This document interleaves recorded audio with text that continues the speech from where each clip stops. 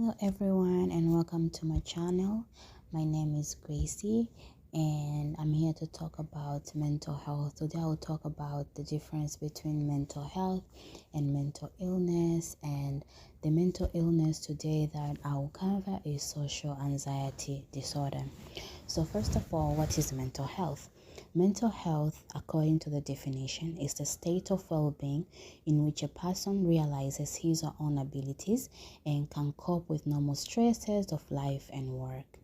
And mental illness is defined as a health condition that affects a person's thinking, feeling, behavior, or mood. Such conditions may affect someone's ability to relate to others and function every day. Poor mental health and mental illness are not the same thing. A person can experience poor mental health at some point in their life but not be diagnosed with a mental illness. Likewise, a person diagnosed with a mental illness can experience periods of good and physical, mental, and social well-being. So I said today that we are going to talk about social anxiety. Okay, so anxiety, whilst any one of us can experience anxiety from time to time, those with anxiety disorders experience persistent and excessive worry.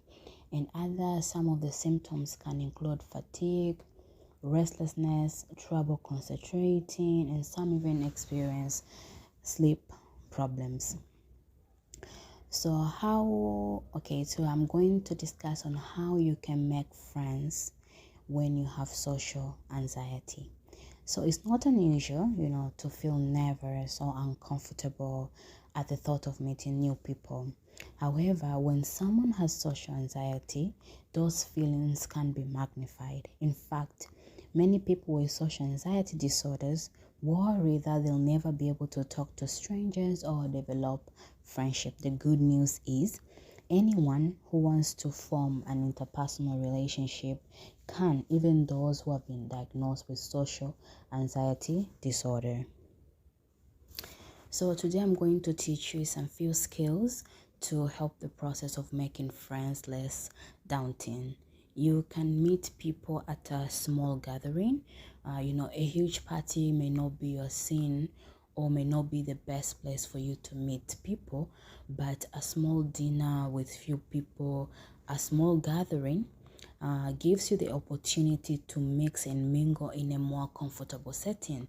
And you can ask the host about the people that will attend in advance, so that you prepare yourself in advance. You can expose yourself regularly to different situations. The more you get around people you don't know, the less frightening it will seem. You may never feel 100% at ease, but the intensity of your response should begin to taper off with each and new exposure. And the third skill is getting help for your social anxiety. If symptoms of social anxiety are keeping you from meeting new people, you may find it helpful to seek professional help. Speaking with a counselor who understands social anxiety disorders can help you get on a healthier mental track and get you closer to be able to socialize with people. And the next point is never forget to congratulate yourself on any small achievement. No matter how small you may see it is, congratulate yourself that today I was able to talk to one person. Today I was able to smile at one stranger. Today I was able to maintain eye contact. No matter the small achievement, always congratulate yourself. And remember that always take baby steps. Never force yourself, but take baby steps that you're comfortable with, and eventually you will get there.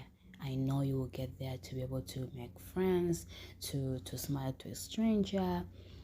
So that is how you can, those are the ways or maybe few techniques that can help you make friends in case you have been diagnosed with a social anxiety disorder. And my next topic, it will be how to help someone with social anxiety. What if you're a friend to a person having social anxiety, or you're a parent, or you're a close, or you're a co-worker has social anxiety, how should you help them? If there's an individual in your life who you think might be dealing with social anxiety disorder, there are several ways you can be helpful. Studies have shown that having social support can positively improve a person's well-being and ability to reduce anxiety symptoms. Providing support can help a person feel heard, build their confidence, and decrease isolation. So these are the steps that you can take to help someone who has social anxiety disorder. First of all, always listen without judgment.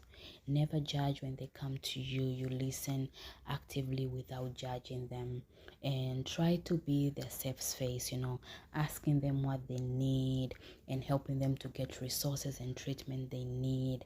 Help them in making friends, introducing them to people at a smaller gathering.